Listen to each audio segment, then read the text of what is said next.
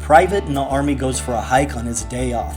Only about 2 miles away from his barracks, the ground beneath his feet gives way and he falls down a large shaft into an open chamber. What he finds in this chamber is incredible. Welcome to Hidden Treasures, where we tell stories of lost treasure, incredible mysteries, stories that I find interesting and hopefully you do too. Today we're talking about the lost treasure of Fort Huachuca. Before we get started, I'd like to give a shout out to Jeremiah Johnson for suggesting this story, and if you have any stories that you would like to suggest, please leave them in the comments below.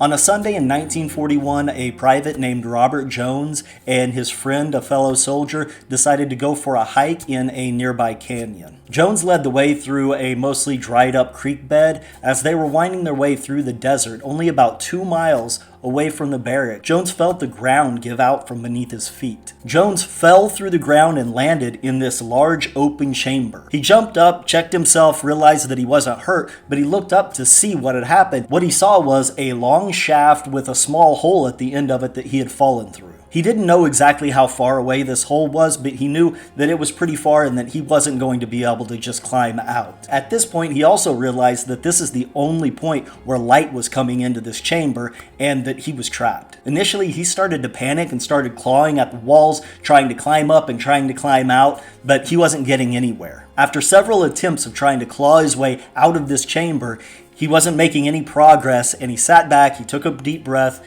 he realized that this wasn't working, and he calmed down. He knew that his friend was topside, and he was trying to get vines, trying to get long branches that he could push down there and try and help him get out. He also knew that since his friend was topside, that his friend could just go help, and he would just be stuck down there for a little while. When he realized this, he relaxed, he calmed down, and he started looking around the chamber and assessing the situation that he was in. As he peered around the chamber, he noticed one of the walls was a lot darker than the others. He made his way over to this dark wall and started feeling around in all of the mud and all of the muck, and he felt a large metal brick. Of course, this brick could be anything. What went through his head, it could be lead, it could be silver, it could be gold. His friend up top was able to piece together some vines, get them down through the chamber, and he was able to get out. They immediately went back to the barracks, and when they got there, Jones just had to get back out to that chamber and see what those bricks were. Within that hour, he had grabbed rope,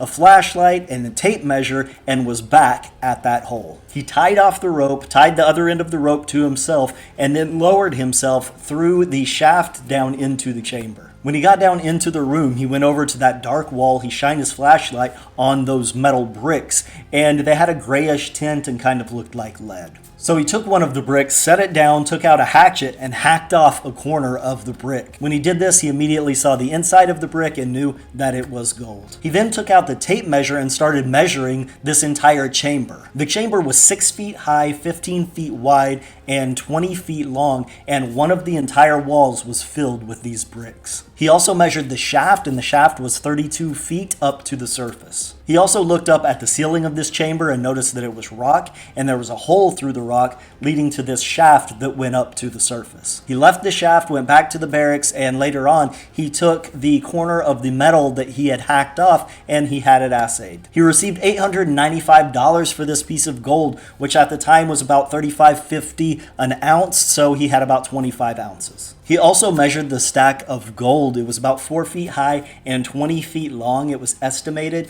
to be anywhere between 5 and 10 tons. About a year after he had discovered this chamber, he was about to be dismissed from the military, but before he went back out to the location. He covered up the hole with dirt, carved his initials into a rock, and placed this rock onto where the hole had been.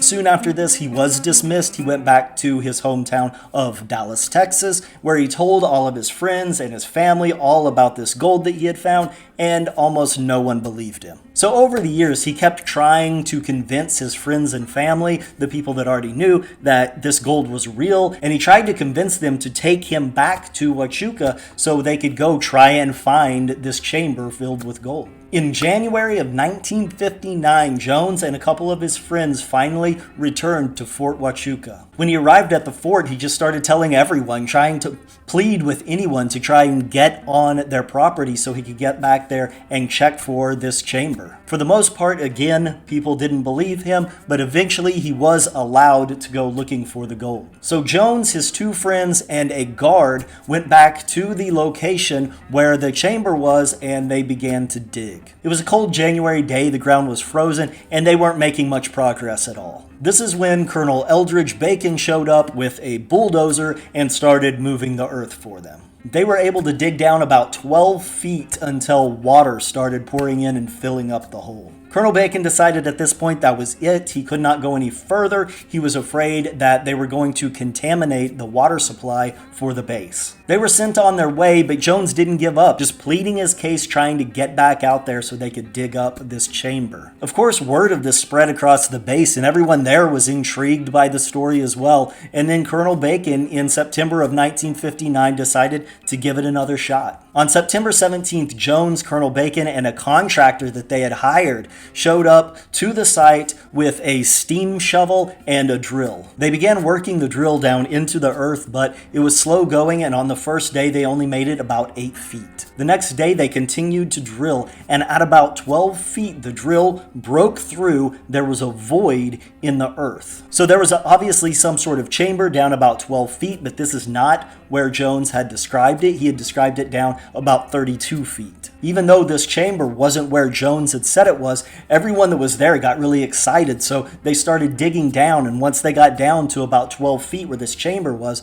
all they found was a sloppy mess. It was just a mud. But everyone was still excited and they wanted to keep going, so they started pumping this out and continued drilling. Just below this gap was solid rock.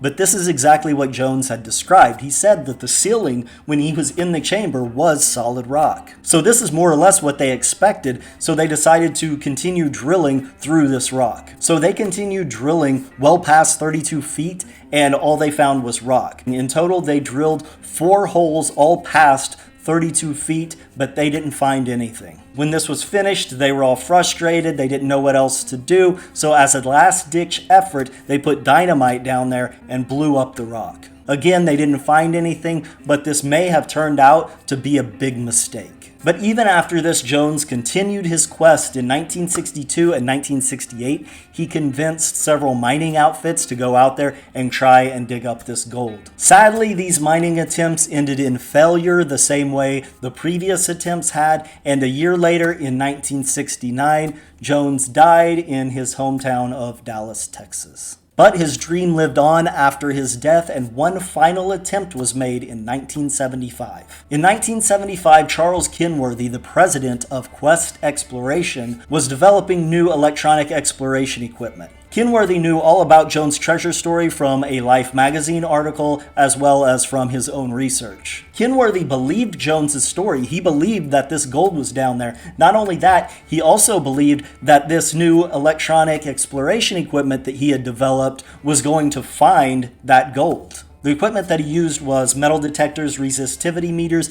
and a newly developed microgravity meter. This could be used to map the density of the ground below their feet. The sensitivity is 1/1,000,000th the Earth's gravitational acceleration. That means that any small changes can be detected, including very dense metals or voids in the ground. So this was a very high-tech piece of underground mapping equipment of the time. So using all of these sensors, including the microgravity meter, they collected data across this entire area. They sent it off to Stanford University to a physicist named Roger Vickers to analyze the data. Roger Vickers found that there was a 38-foot-long shaft leading to a chamber-like anomaly that was 20 feet wide, 8 feet high, and 30 feet long. This anomaly was just kind of the outline of this, and the entire thing was actually filled with a different density of dirt and objects and rocks. But the outline of this shape was there, and Roger Vickers believed